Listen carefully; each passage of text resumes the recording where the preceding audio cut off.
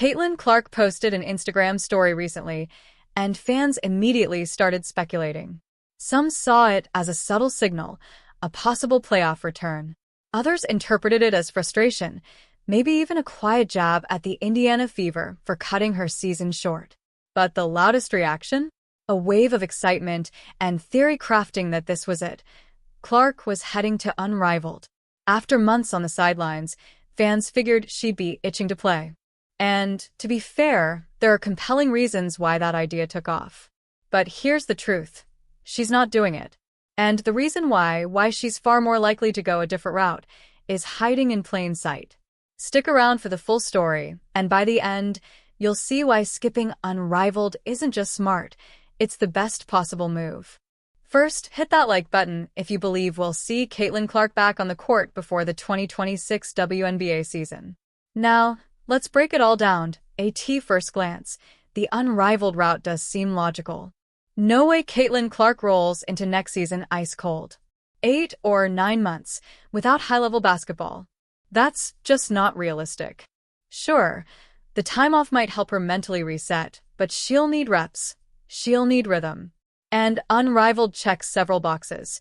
Short season, one central location, only a few months long. Plus, the money's no joke. They just locked in B-round funding at a jaw-dropping $340 million valuation. That's serious investment, the kind that says, we're ready to make a splash.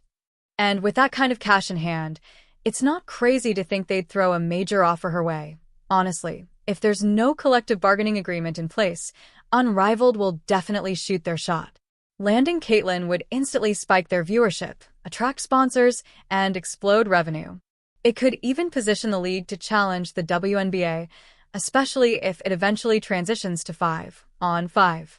Remember, analysts projected Clark alone brought $1 billion in value to the WNBA this season. And the league's total value? Around $3.5 billion, and that's only after team valuations doubled since her debut. So yeah, if Unrivaled signs her, we're talking sold-out crowds and a media frenzy. Not that quiet bubble vibe from last season. And considering she already turned down millions from Ice Cube's Big Three, you'd better believe the offer would have to be massive. But here's where reality kicks in. Clark's not going to Unrivaled. And here's why. First, the format.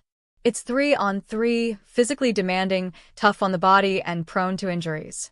Last season, players were dropping like flies. Some teams even had to forfeit games. Sure, it boosts cardio, but the risk outweighs the benefit. Second, the competition. These are the same players who've been physical with Clark all season in the WNBA. You think they're suddenly going easy just because they're co-invested in the league? Not likely. Third, the labor negotiations. Unrivaled is directly involved in the current CBA talks.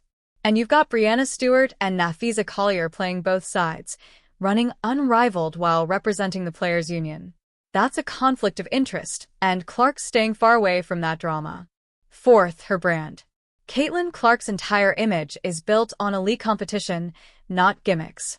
She even passed on a 3-on-3 Olympic opportunity, the literal biggest stage in sports. If it had been 5-on-5, she would have been there in a heartbeat. That speaks volumes, and that brings us to what really matters, her brand. That's the key to all of this. If you connect the dots, the most likely next move becomes clear. Let's talk Nike.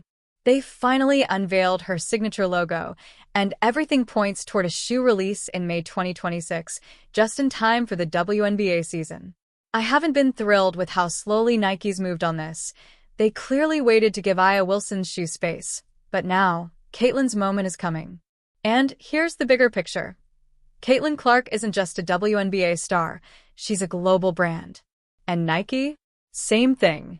So, what's the perfect way to build momentum in the offseason? Europe. Top-tier, 5-on-5 basketball. Teams packed with elite talent.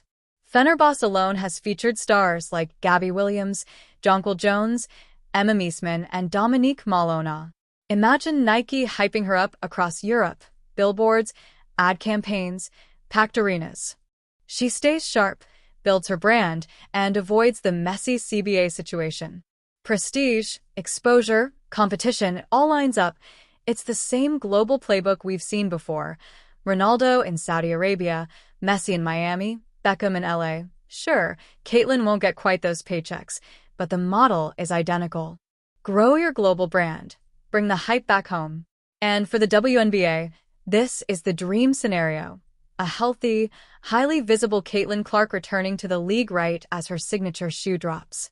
That means global attention, new fans, and massive marketing momentum. But believe it or not, there's an even more interesting angle she could take. This one's more niche, more custom, and entirely on-brand. It's something Clark could fully control, and it would dominate the conversation. Remember that preseason exhibition game against a Brazilian team? 1.3 million people tuned in just to see her play. That's the Caitlyn effect. She doesn't need a league. She doesn't even need Europe, if we're being honest. She has the brand power to create her own thing. A short exhibition tour, a handful of games,